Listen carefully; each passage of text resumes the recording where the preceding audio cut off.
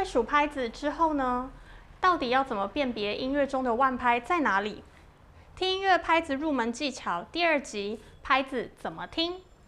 教你找到音乐里的节拍器。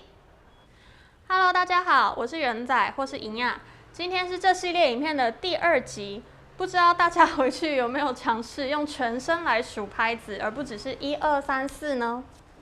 有一位来自台东的陈武先生跟我反映说，他觉得第1集的内容，没有搔到痒处，没有戳到那个真正需求的地方。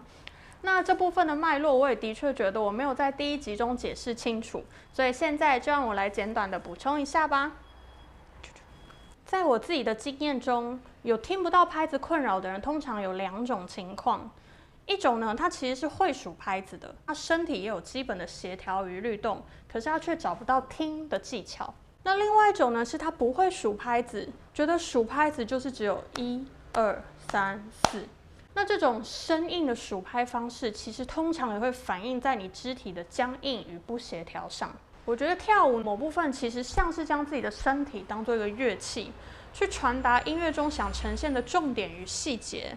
有不同的声部，有不同的能量，与此同时也赋予它独特的个人精神与情感，最后才能成就出一段舞蹈。因此，我才会希望在讲听音乐拍子之前，能够再多加一个数拍子的重点，能够用身体去唱出、数出不同的拍子节奏形态，其实也就是律动的一部分。就更能够在听到音乐时共鸣出那个藏在无数音符底下的节拍器。那我们就开始吧。上一集我们有提到，不管是每小节3拍还是4拍的音乐，第1拍的特性都是强拍，然后呈现强拍的方式呢，通常有重跟低2种，能量上的重拍与旋律上的低音。那这2种强调第1拍的方式，它有可能会同时出现，或是择一出现。那当然也有可能都不出现，就看作曲编曲家的心情啦。所以到底在音乐当中，负责强调第1拍的节拍器会在哪里，又会长什么样子呢？通常大家对于一首曲子最直接的认识就是它的主旋律，例如歌曲中歌手的声线，或是古典乐曲中小提琴或长笛的旋律之类的。那在这些高亢嘹亮的主旋律之下，输出着稳定音乐速度、节奏的乐器们，就像是整首乐曲的中枢引擎一样，负责给出一个稳定踏实的基底，才能让其他旋律安心的攀附在上面，开满了花。因此，通常节拍器这个角色就会在整首音乐的最底下，你需要练习去拨开主旋律、拨开副旋律，把它一层一层的拨开，才能够找到最底下那个节拍器。那到底通常是哪些乐器在负责这个工作呢？常见的有打击乐器，例如大小鼓、爵士鼓组或非洲鼓等等，或是大提琴、低音大提琴、钢琴的左手声部、吉他或贝斯之类的都有可能。一开始全部都要会听会找，会太手足无措，所以我们重点先往这2个声部找：1. 钢琴低音声部，2. 打击鼓组声部。而这2个声部与主旋律的关系就像是汉堡一样。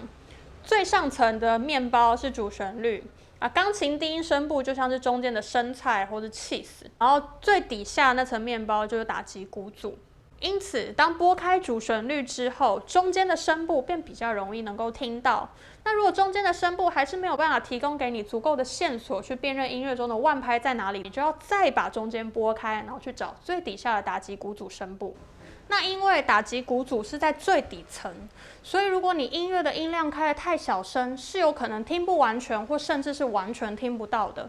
所以建议在一开始练习的时候，你尽量把音量开大声一点点，或是戴着耳机，才比较能够清楚的听到底下的声部长什么样子。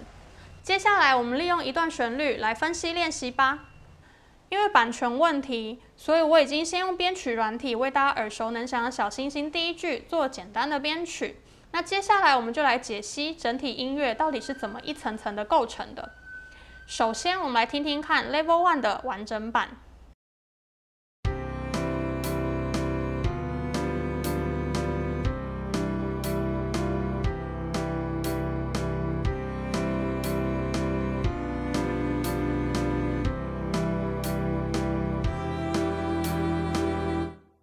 其其中当然最明显的是小星星的主旋律。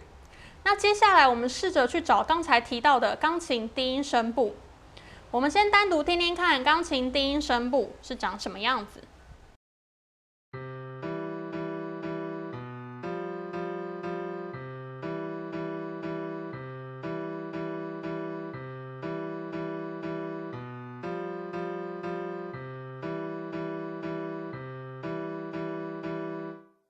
这边你会注意到钢琴低音声部的节奏形态，就是上一集我们提过的2阶楼梯，所以你应该可以知道第一拍的位置在哪，就是最低的那一个嘛。所以我们再试着来听一次，找找看腕拍在哪里。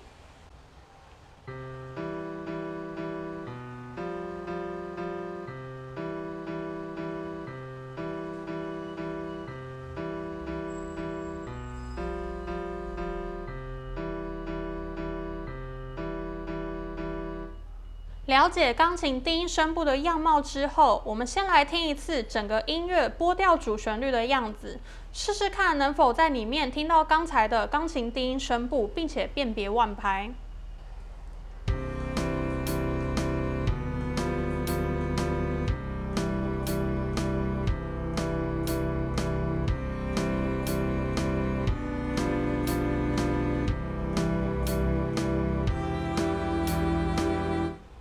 如果可以的话，接下来我们试着听听看有主旋律的完整版，看看是否可以在上面覆盖着主旋律的状况，找到我们刚刚练习听的钢琴低音声部。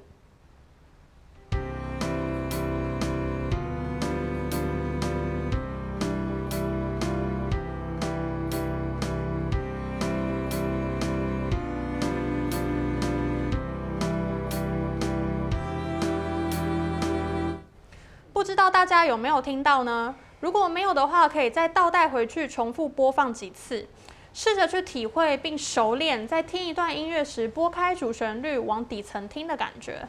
接下来，虽然我们已经利用钢琴低音声部找到音乐的拍子了，但我们还是拨开主旋律，拨开中间的声部，试着去听到最底层的打击鼓组声部。一样，我们先试试看，单独听打击鼓组声部。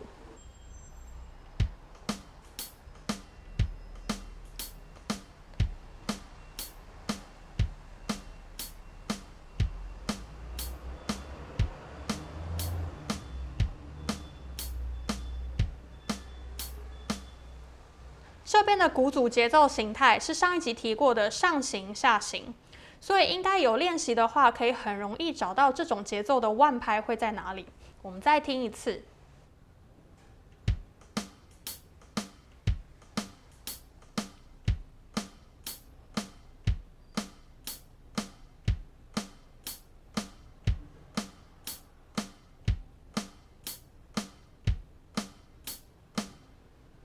然后同样的步骤，我们试试看，在只拨调主旋律的音乐中去找到打击鼓组声部。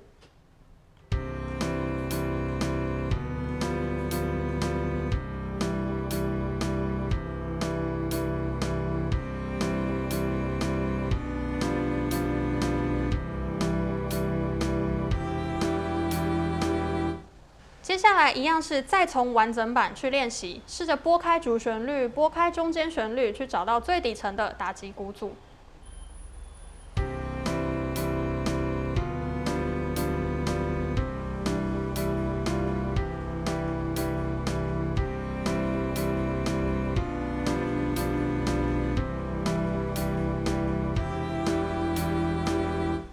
以上是我们今天的范例，那我们总结一下重点。许多低音乐器声部都可以单独或是互相配合来作为整首音乐中的节拍器，但我们首先重点注意2种：钢琴低音声部以及打击鼓组声部。要听到这些在音乐当中作为节拍器的存在，需要练习去拨开主旋律、拨开副旋律的技巧。那如果不熟练的话，刚刚示范音乐那段可以反复播放、反复练习。在熟悉今天的示范旋律之后，我有准备一份歌单，里面的选曲是我觉得适合针对今天学习的内容去做练习的歌曲，那大家可以多多练习。歌单内容我也会放在影片说明栏里面。以上就是今天第2集的内容啦，如果有什么问题或讨论，都欢迎在留言区留言给我。如果喜欢今天的内容的话，欢迎帮我按赞、订阅、开启小铃铛，给我一些支持鼓励，并分享给你觉得需要的朋友。那我们下次再见啦，拜拜！最后，我们要感谢 GOEST 赞助 Comica 1:2无线麦克风组。这一集的收音真的比上一集好很多，不然他上一集真的嫌弃的要死。真心感谢他，就这样啦。